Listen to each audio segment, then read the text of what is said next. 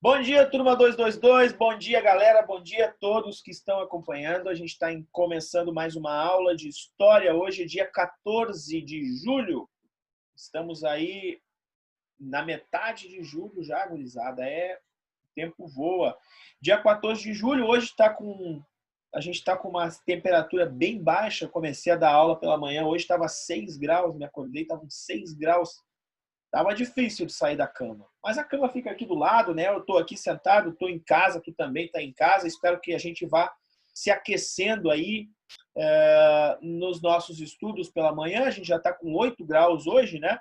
E a gente vai falar hoje, continuar falando sobre as independências latino-americanas. Aliás, nós que já aproveito o ensejo, já aproveito aqui o momento, né, para dizer para vocês que a gente tem uma aula já na quinta-feira, né? Eu já marquei na quinta-feira, temos aula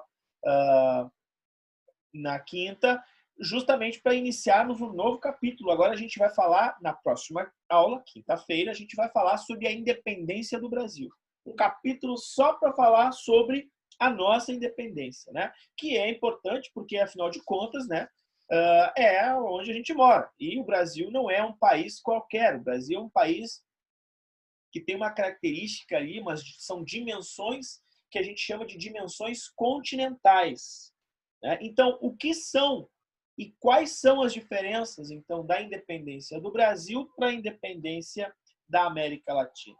Então, a gente vai conseguir construir essa ideia das diferenças justamente a partir da nossa semana, da nossa aula, a próxima aula dessa semana. Hoje, a gente vai tentar entender como foi, né, como foi esse desenvolvimento da independência da América Latina, da América Espanhola. Então, vou lembrar vocês o que a gente viu nas aulas passadas. A gente viu nas aulas passadas o que a gente vem vendo, né? Então, o que a gente vem vendo são as transformações na mentalidade do mundo ocidental, né? E o que transformações são essas na mentalidade do mundo ocidental? Galera, o iluminismo, né? As transformações com a independência na América do Norte, dos Estados Unidos, né? Com a independência, digamos assim, as revoluções que ocorreram na Inglaterra no século XVII também foram importantíssimas para as transformações que vão acontecer no Brasil e na América Latina. Então, todas essas transformações sociais, de pensamentos, da recolocação do homem enquanto ser pensante, né, o do próprio eurocentrismo, né? Então, todas essas transformações que ocorrem, que estão ocorrendo paulatinamente, ou seja, devagar, do mundo todo, elas vão ser importantes influenciadoras das independências latino-americanas. Então, essas ideias que nós vamos capturar, né, de um Estado que seja organizado através da sua força de trabalho, do seu modo de produzir, que a produção, que os países sejam independentes para comprar, para vender, para organizar o seu modo de desenvolvimento. A própria Revolução Francesa que a gente vai estudar, o lema da Revolução Francesa, entre outros, né, é liberdade, fraternidade e igualdade, né? Liberté, fraternité, égalité. Este lema é muito caro para o desenvolvimento humano, né? Então, nós vamos ver, por exemplo, o iluminismo, como a gente estudou, que falava sobre a liberdade do homem. Vai ser feita uma carta, né? A carta do homem, dos direitos do homem, do cidadão, do homem mesmo, do homem, não da mulher, infelizmente, né? Vamos pensar que a ideia liberal, a ideia de desenvolvimento, ainda está, né, muito centrada no homem só, né? A mulher, a gente viu aí a participação da mulher no iluminismo, a luta para a mulher ser reconhecida. Até hoje nós vemos movimentos, né, movimentos feministas que são extremamente importantes, né, para recolocar, né, a mulher enquanto um ser atuante politicamente. Politicamente, o que eu digo é no dia a dia, né, nas coisas da vida, não só política partidária. Então, queridos alunos, essas transformações chegam na América. E chegam de que maneira na América, né? Chegam para a elite americana. Então, tem várias coisas acontecendo no mundo internacional e nos contextos regionais que vão favorecer as independências latino-americanas. Certo? Vamos lá? Vamos ver quais são esses elementos que estão no campo internacional e que estão também no campo regional, ou seja, são elementos que vão ajudar a botar fogo na casinha, né? Então, as transformações de independência dos países latino-americanos estão muito relacionadas com esses elementos. Por isso, eu vou pedir para vocês, com licença, para dividir a nossa tela aqui e colocar aqui para vocês, então, esse nosso slide. Só um minuto, por favor.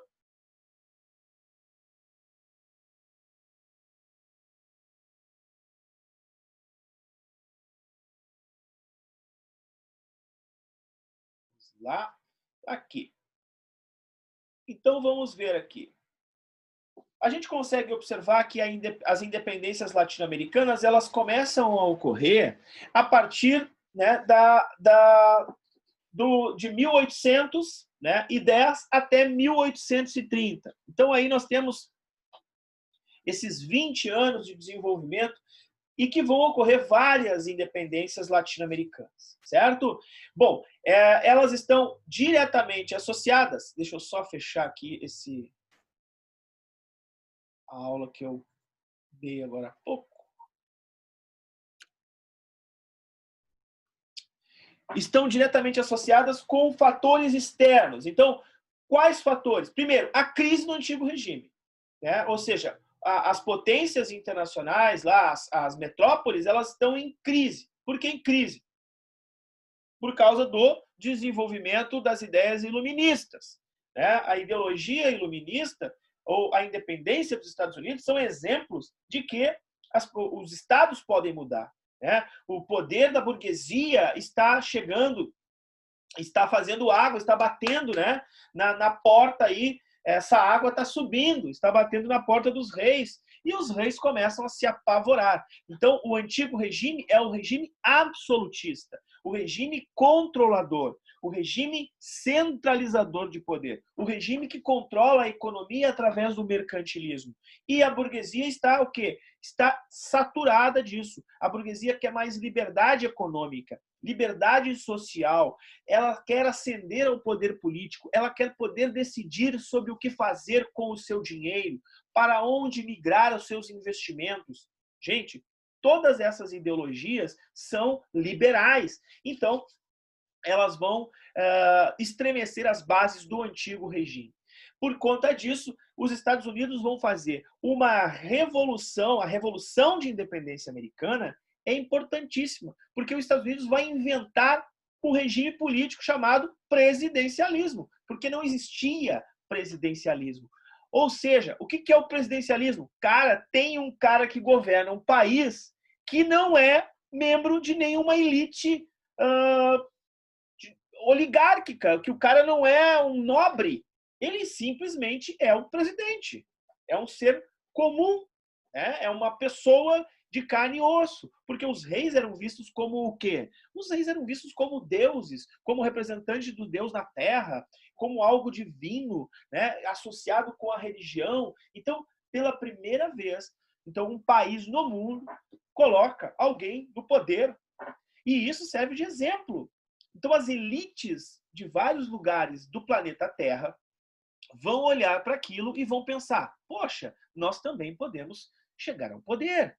E por isso, então, as guerras que Napoleão Bonaparte faz na Europa vão estremecer a Europa, vão enfraquecer a Espanha, vão enfraquecer Portugal e os países latino-americanos vão poder fazer as suas independências. Certo? Vamos lá, então. Revolução Industrial também ocorre na Inglaterra e os ingleses vão querer fazer o quê? Vão querer vender os seus produtos. Gurizada, se eu fabrico, tipo, caixinha de som, que eu estava escutando música aqui, eu vou querer vender essa caixinha de som para quem? Para quem pode comprar, para quem é independente.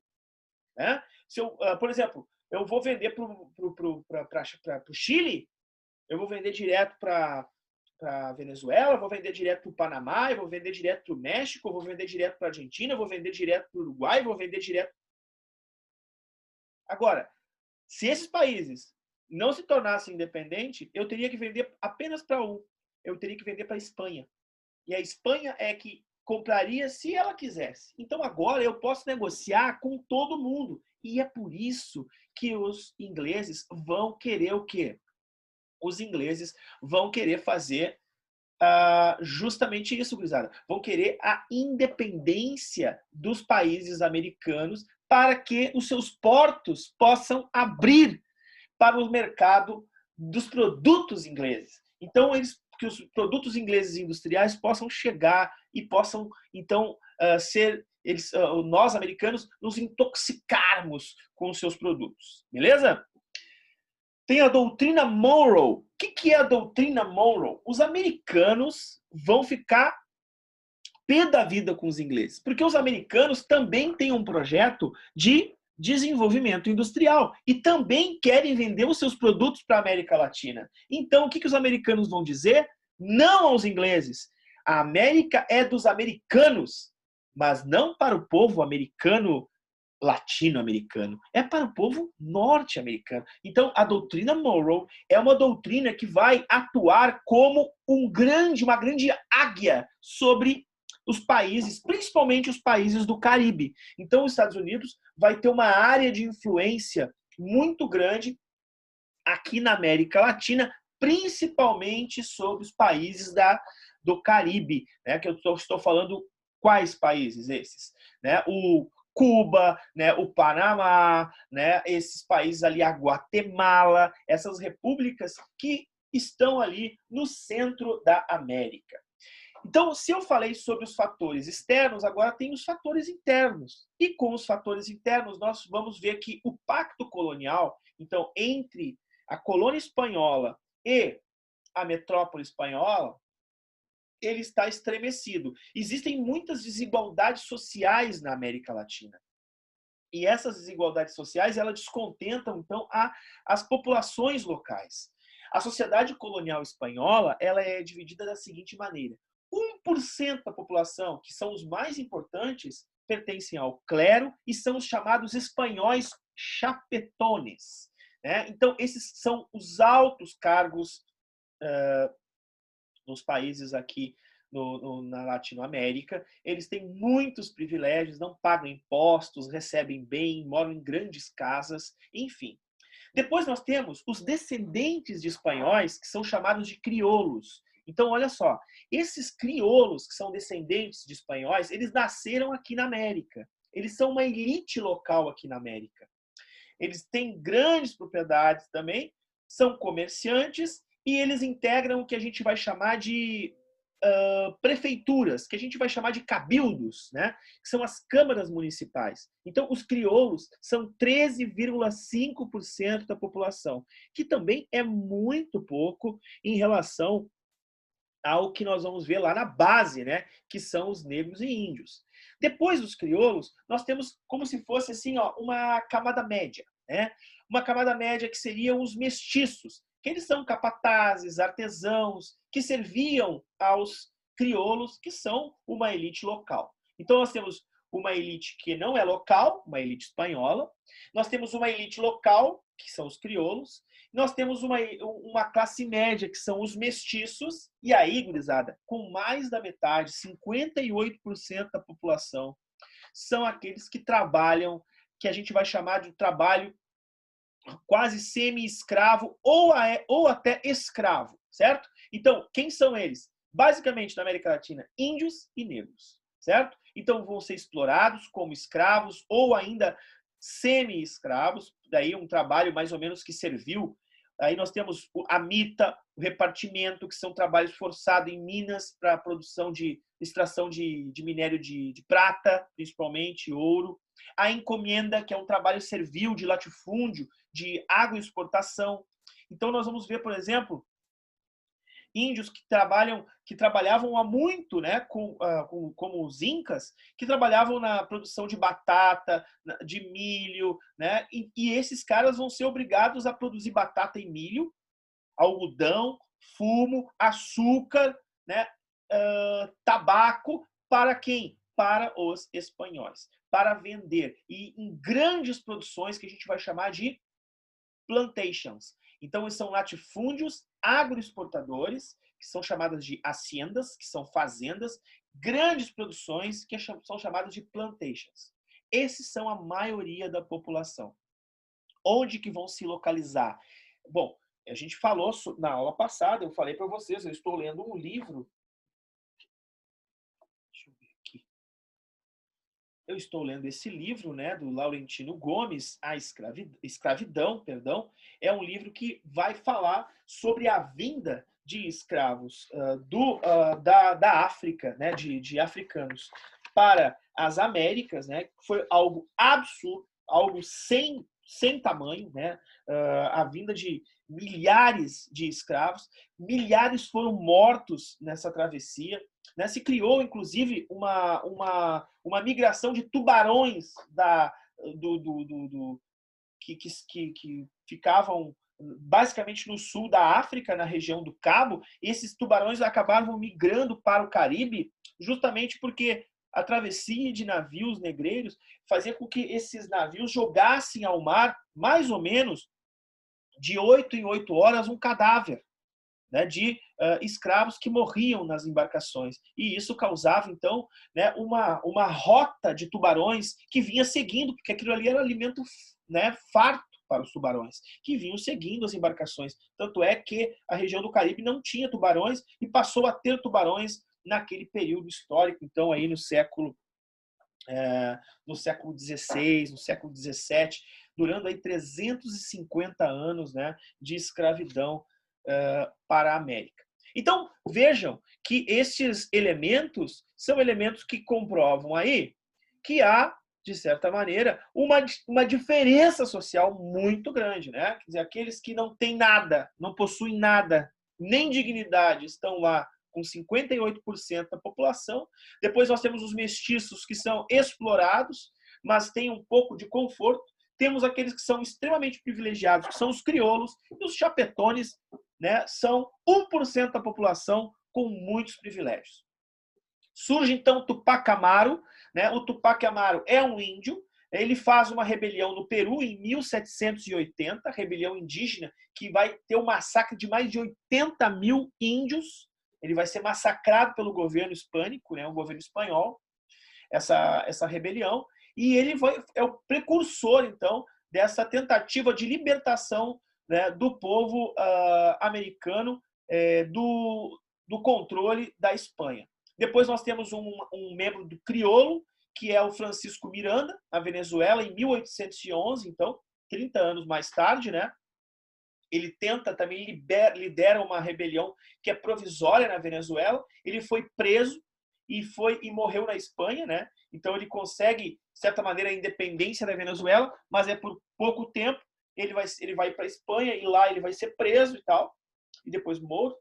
E depois nós temos as guerras de independência que ocorrem, né, com a intervenção da napoleônica na Espanha.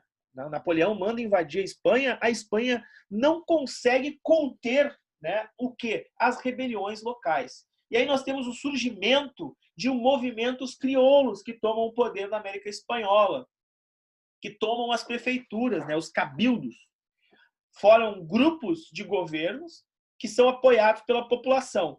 E nós temos a figura desses dois caras aqui extremamente importante, Simón Bolívar e San Martí. Simón Bolívar é um republicano, né, e San Martí é um monarquista. Eles são os principais líderes, mas eles vão lutar pelo quê? Eles vão lutar pela independência das colônias em relação às metrópoles. Por isso que eles são chamados de Libertadores das Américas. E por isso que nós temos uma Copa Libertadores das Américas. Quem é que apoia esse movimento? A Inglaterra e os Estados Unidos. Ambos estão interessados no quê? No mercado. A gente já falou sobre isso, né? O Bolívar, que era um republicano, ele estava meio, receoso em relação aos Estados Unidos. Ele não gostava muito da ideia da Inglaterra e dos Estados Unidos estarem metidos, né, estarem incentivando essa coisa da independência. Ele olhava para isso com o pé atrás. Ele era malandro, ele era esperto. O San Martí, né, ele vai querer a libertação, vai lutar da libertação da Argentina, né, do Peru, né, do sul para o norte e o Bolívar do norte para o sul. Vai ter um apoio popular, eles vão lutar pela libertação dos escravos. Isso não significa que os escravos vão ganhar direitos. Não, ele vai lutar pela libertação dos escravos, mas vai haver uma manutenção do quê? Uma manutenção das desigualdades sociais na América Latina. Então, se por um lado acaba a escravidão, né, e são libertos os escravos, por outro lado, esses escravos eles não ganham em direito, né, eles continuam sendo despossuídos de bens, né? Eles só têm a liberdade, mas eles não têm a igualdade. O bolivarismo é uma medida de Bolívar, que é o ideal de unidade do continente. É mais ou menos assim, ó. Sabe como é que funciona hoje a União Europeia? Então, é um conjunto de países na Europa que estão unidos através de uma Constituição Europeia, um parlamento desses estados europeus. Existe uma moeda única que corre, né, em todos os países, que se chama euro. Existe uma legislação, né, de circulação de pessoas que saem da Itália, entram na Espanha, que vão para a Alemanha, que vão para a Bélgica, que vão para Portugal, que vão para a Espanha, que não precisam apresentar passaporte, porque são membros da Comunidade Econômica Europeia. Deu para entender isso aí? O que o Bolívar estava querendo criar? Uma comunidade econômica bolivariana, sul-americana, latino-americana. É mais ou menos como é hoje o Mercosul. Só que o Mercosul não tem uma moeda única como a União Europeia, mas tem uma circulação mais livre, sem apresentação de passaporte, para vários países que compõem o Mercosul. Vocês devem ter estudado com o professor Rafael Petrillo, ou se não estudaram, irão estudar sobre os mercados comuns, né, os mercados econômicos. Nós temos o NAFTA, nós temos a Comunidade Europeia, nós temos o Mercosul, enfim, o CIAL, e esses mercados, então, é mais ou menos o que o Bolívar está querendo criar, certo? Deu para entender isso aí, pessoal? Sim. Beleza pura. Então, vamos continuar aqui, deixa eu ver aqui onde é que eu estava. Continuando aqui, a gente vai ver que a libertação, o bolivarianismo fracassou. Né? O Congresso, foi feito um congresso na cidade, no estado do Panamá, e fracassou. Mas nós conseguimos enxergar as várias independências latino-americanas. Então, como eu disse para vocês, elas ocorrem basicamente de quando a quando? De 1810 até 1830. Olha aqui, ó. México em 1821, República Centro-Americana, que é grande aqui, né? Hoje aqui a gente tem o quê? A Guatemala, né?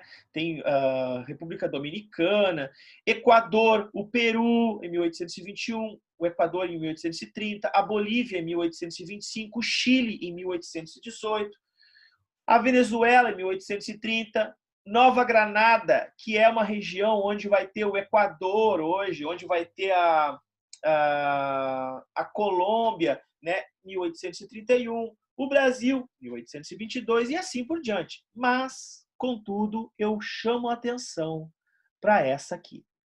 O Haiti, queridos alunos, que é em 1804. Como pode, então, professor, o senhor ter colocado lá em 1810 a 1830, se nós temos o Haiti? E aí eu vou pedir para ti, vou interromper o compartilhamento e vou pedir para ti fazer uma leitura mais apurada, com mais ênfase, com um olhar um pouco diferenciado. Aqui, ó. República Haitiana, queridos. Está na página número 29 do livro de vocês, do polígrafo de vocês, tá? Então, se alguém não tem, entra lá em Iônica, deve ter o livro digitalizado. Olhem lá no livro digitalizado, façam a leitura, porque aqui na Revolução Haitiana nós vamos ver a primeira revolução que vai ser feita no mundo. O primeiro país a se tornar independente, republicamente, por um movimento negro. movimento de escravos, movimento de pessoas que eram cativas. Então vejam bem, a elite local do Haiti, ela vai tentar fazer a revolução, se tornar independente. O Haiti pertence a quem? Vamos ver se vocês sabem. França. A França, Marcelo, muito bem. E olhem a contradição. Lá na França, na Revolução Francesa, existia o jargão da liberdade, igualdade e fraternidade. Mas para quem? Para os franceses. Liberdade para os europeus. Porque os franceses continuaram com as colônias. Isso era uma política, olha o que eu vou dizer, de direita, dos girondinos, certo? Os jacobinos, que eram da esquerda, que eram mais radicais, não queriam os escravos das colônias. Os girondinos queriam. E aí nós tivemos o quê?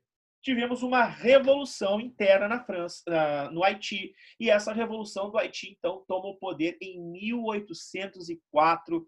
E é um governo africano. Eu não preciso nem dizer o que aconteceu com o Haiti, né? O Haiti vai ser isolado pelos países do mundo. As pessoas na Colômbia, na Venezuela, no Chile, na Argentina, no Uruguai, no Paraguai, no Brasil, no México, as elites dos outros países vão olhar com os olhos desse tamanho. Por quê?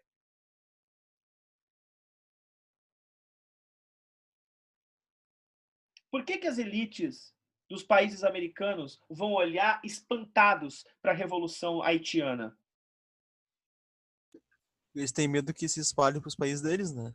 Eles têm medo que... Porque os países que eu falei, todos da América Latina, todos, sem exceção, todos têm escravos. Todos têm mão de obra escrava. E por terem mão de obra escrava e uma elite pequena estar no poder, eles têm medo do quê? Da revolução nos seus países. Eles têm medo de uma haitização, acho que é isso, dos países latino-americanos. Então, queridos, vale aquele velho ditado: antes perder alguns anéis do que perder os dedos. Então, vamos fazer nós a revolução. Aí eu pergunto para vocês, por que a América Espanhola se fracionou em vários países e por que o Brasil não se fracionou em vários países? Porque o Brasil também teve levantes do Pará, também teve levantes de independência no Rio Grande do Sul, também teve na Bahia, também teve no Pernambuco. Poderíamos ter aí 3 países, 4 países de matriz linguística portuguesa. E por que não tivemos? Porque no Brasil teve um líder português que fez a revolução e aí ele uniu tudo. Boa! Na verdade, não foi uma revolução que ele fez. Na verdade, ele conseguiu fazer uma manutenção de união. E a gente vai ver isso quando? Quinta-feira. Quinta-feira nós temos aula marcada. Quinta-feira nós temos um novo encontro, uma nova aula de história. E já falando sobre este capítulo aqui, ó. Onde é que tá? Sobre o capítulo 17, Processo de Independência do Brasil. Eu deixei para vocês, lá na Iônica, no Planner, então acessem o Planner, eu deixei para vocês o quê? Um vídeo. Cara, eu achei esse vídeo, é do TV Brasil, tá? É um vídeo que vai falar sobre o processo de independência do Brasil, é uma entrevista com 3 historiadores. Muito legal, quem quiser, né, ganhar 1 hora na vida, vai lá, clica lá, tu vai entender um capítulo perfeitamente. É muito bacana. Fala sobre a independência do Brasil e vai apresentando as diferenças entre as independências latino-americanas e a independência brasileira, que nós vamos discutir melhor no nosso próximo encontro, certo? Então, sobre as independências latino-americanas, eu quero voltar aqui, quero ver se tem algum slide que eu não passei para vocês ainda, só um pouquinho, sobre as independências latino-americanas, quais foram as consequências? Nós vamos ter uma fragmentação territorial nas várias repúblicas, nós temos uma instabilidade política, aí nós vamos ter uma luta interna nos vários países, né? Então nós vamos ter uma luta interna, por exemplo, na Colômbia, para saber quem vai ficar no governo colombiano. Nós vamos ter uma luta interna entre as elites da Argentina para saber quem vai ficar no poder, tanto é que vão fundar o Uruguai, né? Nós vamos ter uma luta interna no Chile para saber quem fica no poder, no Peru e assim por diante. Essa luta interna, ela é própria do quê? Ela é própria da tomada de poder, e ela é muito influenciada por quem? Por esses caras aqui, ó. As dependências econômicas. Então, o sul da América do Sul vai ser influenciado pela Inglaterra e o centro pelos Estados Unidos, né? Então, essas estruturas econômicas vão se montar a partir daí, né? A América continua sendo grande fornecedora de matéria-prima até hoje, né? Até hoje o Brasil exporta soja, né? Imaginem que o país como o nosso, né, com a nossa dimensão, por isso que não investe em educação, né? Por que o Brasil não investe em educação? Ora, cara, porque ganha vendendo soja. Aí os locutores de televisão, os economistas dizem assim, não, mas o Brasil é o maior produtor de soja do mundo. Eu vou repetir uma expressão que vocês conhecem, quem gosta de usar ela. Tá, e daí? Tá, e daí? Ó, o que me torna mais rico, mais inteligente, o que me torna melhor sabendo que o meu país é o maior exportador de soja do mundo? Nada. Ah, não, professor, mas aí, olha só, vai entrar bastante dinheiro. Para quem? Para os grandes produtores. Para os grandes produtores de grãos. Aliás, eles vendem uma saca em dólar. $1 custa R$ 5,50. Então, esses caras ganham muita grana. Esses caras apoiam coisas, por exemplo, como o desmatamento da Amazônia. E sabe para que desmatar a Amazônia? Para produzir mais soja. Esse cara ganha dinheiro para mandar matar índio. E para que mandar matar índio? Ó, porque o índio fica lá e não faz nada. E eu quero plantar soja. Então, vem cá. Para que serve isso para mim? Vou eu plantar soja, então. Né? Então, vejam, pessoas queridas, as consequências disso para a América Latina é o seguinte: vai se desenvolver uma política de governos caracterizados por serem governos caudilistas. O que é isso? O poder autoritário na mão das elites locais, elites agrárias locais. Isso é o caudilismo. E, infelizmente, as desigualdades sociais que existiam antes lá com os chapetones, crioulos, continuam existindo na América Latina. Existem aqueles que têm e aqueles que não têm possibilidade, certo? Eu queria passar para vocês uma dica de filme. Dica de filme. É um filme antigo. Eu vi na faculdade esse filme e eu descobri que existe na internet, no YouTube. Quem quiser assistir, vale muito a pena. É um filme que fala sobre a independência do Haiti. Na verdade, não fala que é Haiti, né? Não diz o nome do país, mas é o Haiti, tá? É uma produção de 1969. É bem antiga. Com Marlon Brando. É bem antiga. Era o galã da época da tua avó. Então, olha só. Vejam esse filme. Se vocês quiserem, eu vou colocar nas descrições do nosso vídeo e vou aqui interromper a nossa programação para mostrar o trailer para vocês, tá bom? Deixa eu tirar aqui, peraí. Eita. Vamos lá, vamos pro trailer.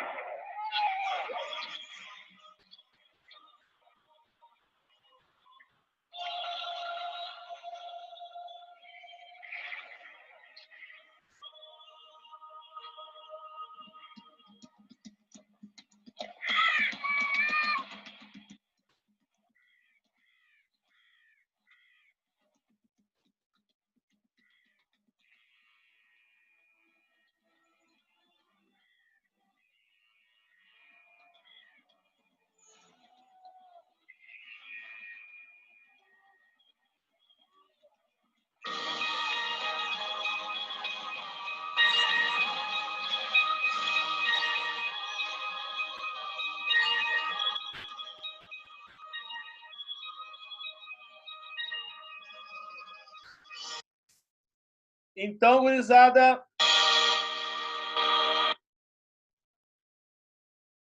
a gente está chegando ao final da nossa aula.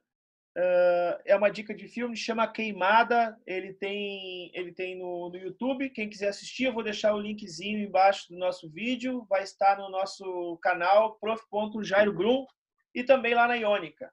Obrigado pela audiência de todos, obrigado por participarem da aula. Anotem as dúvidas.